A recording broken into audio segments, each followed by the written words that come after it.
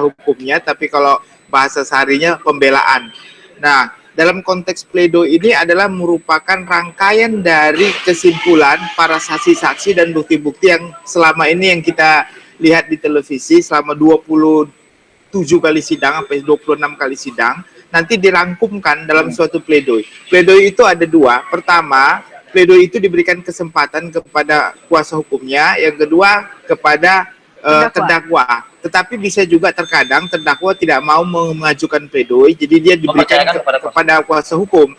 Tapi pada umumnya kalau dari terdakwa dia menganut sisi emosionalnya. Jadi sisi bahwasannya dia merasa tidak bersalah. Kenapa kalau saya tidak bersalah harus dibuat seperti ini? Jadi dia karena pengetahuan hukumnya tidak ada, tapi dari sisi emosionalnya ini berfungsi untuk menggugah hati hakim, sehingga hakim ini memiliki rasa iba dan segala macam, sehingga nanti ada yang meringankan dia kalaupun dia dihukum. Yang kedua, dari kuasa hukum akan mengambil dari sisi hukumnya. Dari sisi hukumnya itu yang diambil berdasarkan dari saksi-saksi yang dia pernah hadirkan, saksi ada charge ya, saksi yang meringankan. Pengulangan keterangan ya. Pengulangan tapi ada stressingnya karena nanti pertama dia menguatkan, yang kedua adalah dia membantah keterangan-keterangan ahli yang pernah disampaikan atau keterangan saksi yang disampaikan oleh jaksa penuntut umum. Nah, fungsi daripada pledoi itulah untuk mematahkan dan membuat argumentasi hukum sendiri sehingga hakim merasa yakin bahwasannya apa yang disampaikan oleh jaksa penuntut umum itu dapat dipatahkan melalui pledoinya yang diajukan oleh jaksa penuntut oleh pengacara tersebut, penasihat hukum. Saya ingin mereview dulu sejenak sebelum kita menerka-nerka begitu ya. Iya. Kemarin dalam tuntutan jelas ya, jaksa secara sah dan meyakinkan gitu. Ancaman 20 tahun, gitu. Artinya kan ada pasal memang yang dilanggar oleh Jessica, kan seperti itu. Tapi pertanyaannya, kalau dari awal yang sudah firm dengan 340 yang notabene itu adalah ancaman hukuman mati, ini jauh sekali ya, gitu loh. Maksudnya dengan tuntutan yang dilakukan. Apakah emang ini lagi-lagi kita kembalikan ada keraguan atau bukti ya, ragu itu mungkin bukti yang tidak ditemukan ini sehingga ragu atau seperti apa? Ya enggak, begini ya, jadi dalam tuntutan itu maksimumnya sebenarnya ada 3 untuk pidana mati, pidana seumur hidup, atau pidana maksimum waktu tertentu. Nah, pidana maksimum waktu tertentu itu adalah 20 tahun. Jadi untuk pidana maksimum waktu tertentu yang 20 tahun itu sudah maksimum sekali begitu. Nah, pertanyaannya, selama ini kan orang beranggapan ya sudah pantaslah di hukuman mati, sudah pantaslah seumur hidup. Ini kan opini publik. Jadi hakim jaksa penuntut umum dalam memutuskan tuntutan berapa, dia tidak bisa mengambil kesimpulan dari opini publik. Dia harus melihat dari pertama, Jessica ini belum pernah melakukan suatu perbuatan tindak pidana di Indonesia sebelumnya. Yang kedua, Jessica masih muda, masih mempunyai harapan untuk ke depan merubah hidupnya dari perbuatan yang dilakukan. Nah, dari faktor-faktor inilah bisa menunjukkan bahwasannya jaksa penuntut umum tidak memberikan tuntutan mati tersebut atau tuntutan seumur hidup tersebut. Tuntutan itu bukannya disusun berdasarkan apa yang berada di persidangan? Iya, jadi dalam konteks persidangan ini hukumannya kan maksimum, tetapi bisa juga dia tidak maksimum karena dilihat dari ini masih muda, masih mempunyai harapan bisa merubah hidupnya. Lalu yang kedua, dia tidak pernah melakukan suatu perbuatan. Jadi ini yang bisa dijadikan dasar kenapa dia tidak mengakukan maksimum. Jadi bukan berarti kalau 20 tahun itu artinya ragu-ragu jaksa penuntut umum, bukan. Jadi jaksa penuntut umum tidak pernah ragu-ragu untuk menjatuhkan sanksi yang 20 tahun itu. Betul Bang Jamin. Jaksa saya pun yakin kalau JPU yakin dalam menyampaikan tuntutan tersebut. Salah satu kalimat mungkin koreksi kalau misalnya saya tidak terlalu tepat begitu ya mengutipnya. Indikasi yang menyebabkan Jessica melakukan atau menghabisi nyawa Mirna adalah karena dendam, seperti itu, ya kan? Terkait dengan sosok Patrick mungkin yang dikritisi lah begitu ya oleh Mirna dan meminta agar Jessica selaku teman ya menjauhi yang bersangkutan dan sebagainya. Ini disampaikan firm oleh jaksa. Ya, kalau misalnya jaksa menganggap motif dendam ini lah yang melatari pembunuhan tersebut, artinya ada pembunuhan kan? Ada pembunuhan. Ada pembunuhan. Benar, ada pembunuhan. Nah, untuk apa ragu-ragu? Eh, masalah pembunuhannya sendiri tidak ragu-ragu, Nah. tetapi masalah pemidanaan, apa sih sebenarnya kalau kita bicara fungsi pemidanaan? Ada konteksnya adalah dua. Satu adalah balas dendam, itu teori absolut. Satu adalah untuk meretribusi, artinya memulihkan lagi martabat orang tersebut. Adalah teori relatif. Teori relatif ini mengatakan kalau orang melakukan tindak pidana, bukan fungsi kita untuk membalaskan dendam perbuatannya sehingga dia itu sama dengan kualitas perbuatannya, tetapi kalau untuk relatif dia supaya nanti bisa berubah. Setelah dia dihukum tertentu, dia bisa berubah. Nah, ini saya kira teori yang gabungan ada, artinya selain memberikan hukuman maksimum, tetapi nanti juga bisa merubah orang ini untuk hidupnya lebih baik ke depan. Oke. Jadi ini, nah satu lagi saya katakan, untuk mengajukan tuntutan, bahkan untuk hakim melakukan tindak pidana mati, pada umumnya itu adalah tindak pidana itu dilakukan secara masif, artinya tidak korban yang bukan hanya satu orang, Iya. lalu dilakukan sangat sadis gitulah, artinya seperti ada mutilasi sampai gimana, itu sadisme. Jadi kalau itu memang pada umumnya hukuman mati, tapi kalau seperti ini bukan karena ragu-ragu, sekali lagi jaksa penuntut umum kalau saya lihat, tapi perspektif saya, jaksa penuntut umum ingin ini bukan sebagai teori balas dendam untuk mengajukan penuntutan seperti Oke. ini. Ada pernyataan dari pihak kuasa hukum mengenai nota pembelaan pada hari ini yang disampaikan dari pihak kuasa hukum adalah ingin lebih menekankan bahwa tidak ada pembunuhan dalam kasus ini dan dengan dilihat tidak ada cyanida. Iya. Barangkali Bang Joni bisa nanti menjelaskannya, kita harus jeda terlebih dahulu Baik. ya. Kami kembali saat lagi.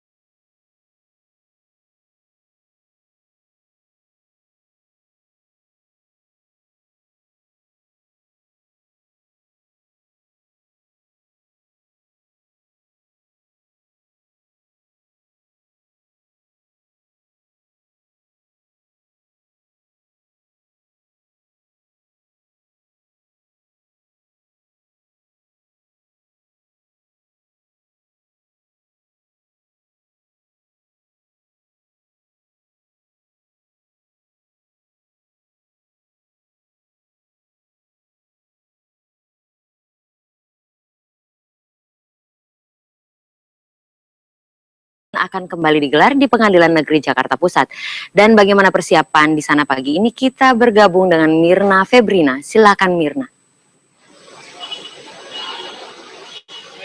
Ya Sinta, persidangan kasus dugaan pembunuhan dengan menggunakan racun sianida dengan terdakwa Jessica Kumala Wongso pagi ini akan kembali digelar dengan agenda sidang yakni pembacaan nota pembelaan ataupun pledoi yang rencananya akan digelar pada pukul 9 waktu Indonesia Barat, di mana nantinya pledoi akan dibacakan baik dari pihak terdakwa yakni Jessica Kumala Wongso dan juga dari kuasa hukum Jessica Kumala Wongso, di mana nantinya setelah pledoi akan ada satu kali masing-masing dari pihak jaksa penuntut umum dan juga dari pihak kuasa hukum untuk menanggapi, di mana replik untuk jaksa penuntut umum dan duplik untuk kuasa hukum menanggapi replik daripada jaksa penuntut umum yang nantinya barulah vonis akan dibacakan oleh hakim.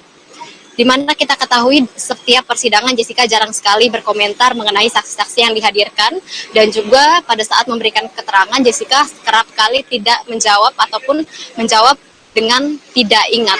Dan bagaimanakah nantinya isi daripada pledoi itu sendiri, kami rekan media juga masih menunggu bagaimanakah isi dari pledoi, apakah akan menolak seluruh dakwaan-dakwaan dari JPU ataukah tidak gitu.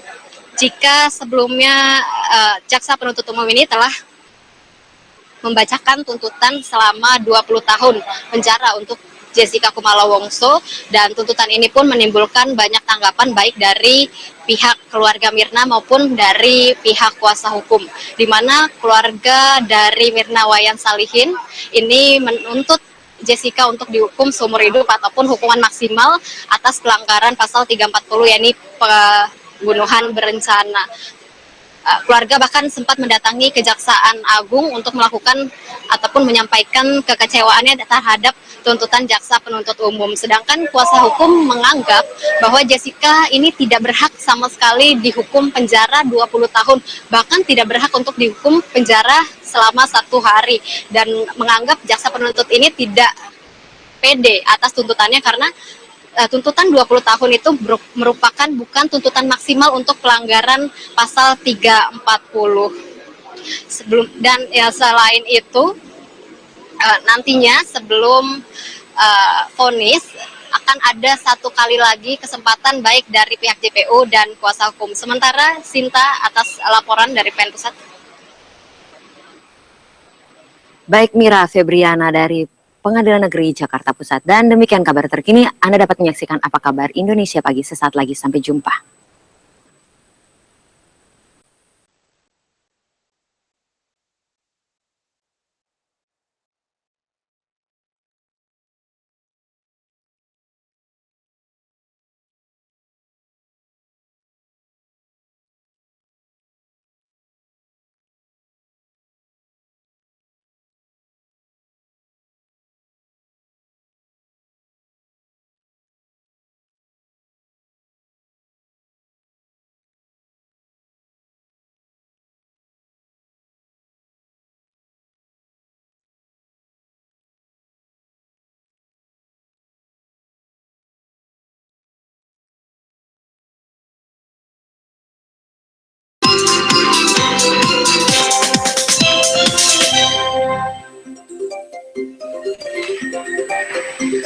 Baik, ada satu pernyataan yang sebetulnya diungkapkan oleh pihak pengacara dari Jessica, Bang Jamin, adalah yang ingin dibuktikan dalam pledoi nanti adalah bahwa tidak ada kasus pembunuhan dalam kasus pembunuhan Wayan Mirna Salihin ini karena tidak ditemukannya sianida. Ya. Apa yang kemudian bisa Anda tangkap? Ya, mungkin karena yang kita ikutin ya, bahwasanya setelah 15 menit atau beberapa menit setelah kematian Mirna ini, dokter yang memeriksa tidak menemukan adanya sianida. Setelah dibalsem baru ditemukan adanya sianida yang 0,2 mg itu.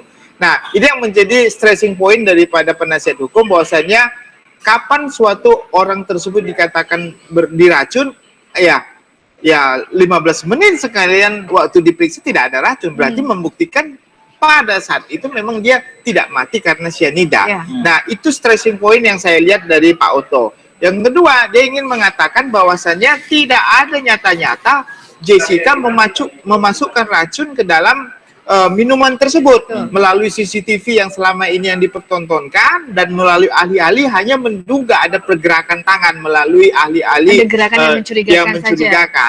Nah, ini yang menjadi stressing point-nya, ya. Yang ketiga adalah mengenai otopsi. Bahwasannya orang yang diduga melakukan mati karena suatu tindak pidana pembunuhan harus diotopsi secara menyeluruh, tidak diotopsi secara parsial.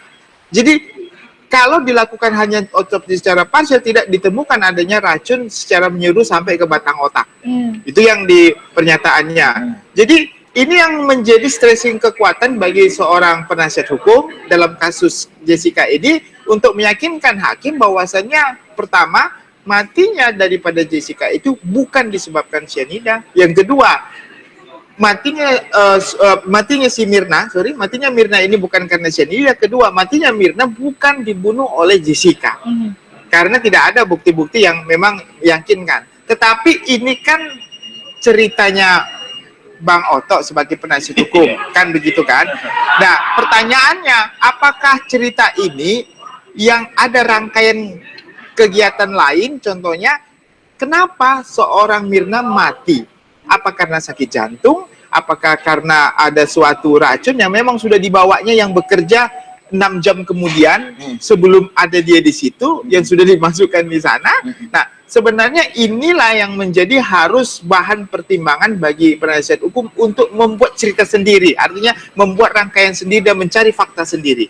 Kalau hanya Bang Oto dalam pledoinya hanya membantah keterangan daripada saksi dan saksi ahli yang dari luar, bahwasanya nggak benar begitu, nggak benar, kelihatannya hakim sangat kurang bisa menerima menurut pendapat saya, karena hanya untuk membantah-bantah saja. Sementara jaksa penuntut umum sudah ada rangkaian cerita yang saling keterkaitannya kuat antara satu saksi lain. Nah, ini rangkaian ceritanya kuat. Tapi Bang Oto tidak mempunyai rangkaian cerita, tapi dia cuma membantah.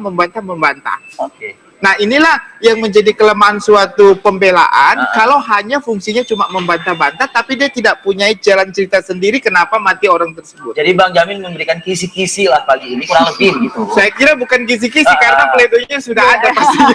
Iya, betul, sudah ada pastinya. Tapi kalau misalnya momentum pagi ini tidak dimanfaatkan dengan merangkaikan layaknya JPU ya, menyampaikan dalam tuntutan tersebut, begitu, ya sangat lemah, karena kalau JPU sudah punya, kalau menurut saya JPU bagus sekali dalam membuat suatu cerita yang berdasarkan fakta yang merangkaikan antara suatu keterangan saksi, ahli dan bukti-bukti. Dia sudah punya cerita tersendiri. Bang Oto harusnya dia punya cerita sendiri yang bisa didukung oleh fakta-fakta dan bukti-bukti. Bukan hanya, maaf sekali lagi, bukan hanya untuk mematahkan keterangan ahli tidak benar, keterangan saksi tidak benar, ini palsu dan segala macam. Dan hakim mau bertanya, kalau itu tidak benar, sekarang matinya orang itu kenapa? Karena fakta di lapangan dia mati seketika setelah meminum ice coffee Vietnam. Itu yang nggak bisa diungkap. Itu yang justru kita punya cerita. Kalau kita ceritanya, saya kasih contoh. Kalau pengacara mengatakan ini matinya karena contohnya serangan jantung, harusnya pengacara mencari apakah orang ini punya riwayat jantung. Seharusnya seperti itu. Harusnya. Yang Ada kedua, bukti-bukti saya kasih contoh. Ini kan kembar. Biasanya orang kembar itu, saya bukan ahli kesehatan dan segala macam, tapi saya dapat keterangan dari ahli.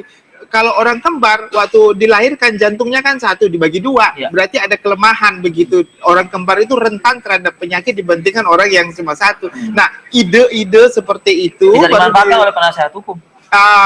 Kelihatannya saya nggak melihat hal itu ya di dalam suatu rangkaian cerita yang gali dan dibuat sendiri oleh penasihat hukum. Seharusnya itu lebih dikuatkan stressingnya. Jadi hakim merasa yakin, oh ya ternyata kalau orang mati nggak harus karena keracunan, bisa saja orang mati mendadak secara seketika tanpa ketahui alasan apapun. Ya termasuk pembunuhan yang paling besar karena mati mendadak adalah jantung itu. Begitu. Artinya apa yang disampaikan akan disampaikan hari ini baik dari pihak Jessica maupun pihak kuasa hukum ini akan berpengaruh sekali untuk menguatkan atau melemahkan dari tuntutan jaksa yang dibacakan sebelumnya berarti ya? Iya, makanya saya katakan kalau nanti Jessica yang jarang menangis, yang sangat tegar, tiba-tiba hari ini saya yakin kita akan melihat bagi dia akan menangis-nangis dan terseduh-seduh ya, sementara Ya, itu salah satu trik ya bagi penasihat hukum mungkin atau bagi Jessica sendiri untuk mengambil hati barangkali. mengambil hati karena menyangkut dengan keyakinan hakim ya, dalam memutuskannya, dan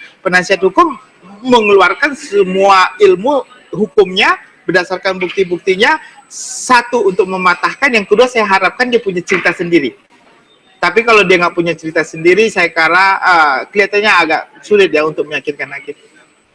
Ada pandangan ya beberapa pakar yang seperti itu, dan konon kabarnya diatur di dalam KUHP begitu, keterangan-keterangan dari sosok-sosok tokoh yang hadir di persidangan itu tidak bisa dijadikan sebagai kesimpulan ahli begitu, karena mereka yang hadir di persidangan dan dimintakan keterangannya cukup sebatas keterangan saja. Iya, ada dua beda ya. Kalau dia saksi fakta, dia harus diterima karena di bawah sumpah, dia melihat sendiri, mendengar sendiri. Tapi kalau keterangan ahli, penilaian kualitas dari keterangan ahli itu ada pada hakim. Apakah hakim bisa menerima keterangannya atau enggak, itu tergantung hakim. Tapi kalau saksi fakta, dia harus diterima saksi fakta keterangannya ya. Mutlak, dia ya? harus mutlak karena memang tapi kalau ahli kan dihadirkan kan ahli untuk menerangkan suatu perkara yang dengan hadirnya dia menjadi terang. Nah, kalau menurut hakim sudah terang, saya sudah ngerti kenapa saya harus menerima pernyataan dia begitu. Itu yang menjadi dasarnya. Masih panjang loh ini. Iya. Setelah pledoi akan ada replik, Duplik baru nanti putusan. tuntutan, Iya. vonis ya, putusan. Putusan. Baik, kita masih akan tunggu terus ya bagaimana jalan persidangan. Bang Jamin Ginting juga nanti masih akan lanjut ya Bang ya? Ya, ke PN Pusat. PN Pusat langsung nanti memantau bagaimana jalannya sidang. pemantau. Terima kasih Bang Jamin Ginting. Ya. Baik, kami masih akan kembali. Pemirsa, ini akan kami hadirkan kabar-kabar mengenai pilkada. Tapi kami akan kembali usai jeda berikut.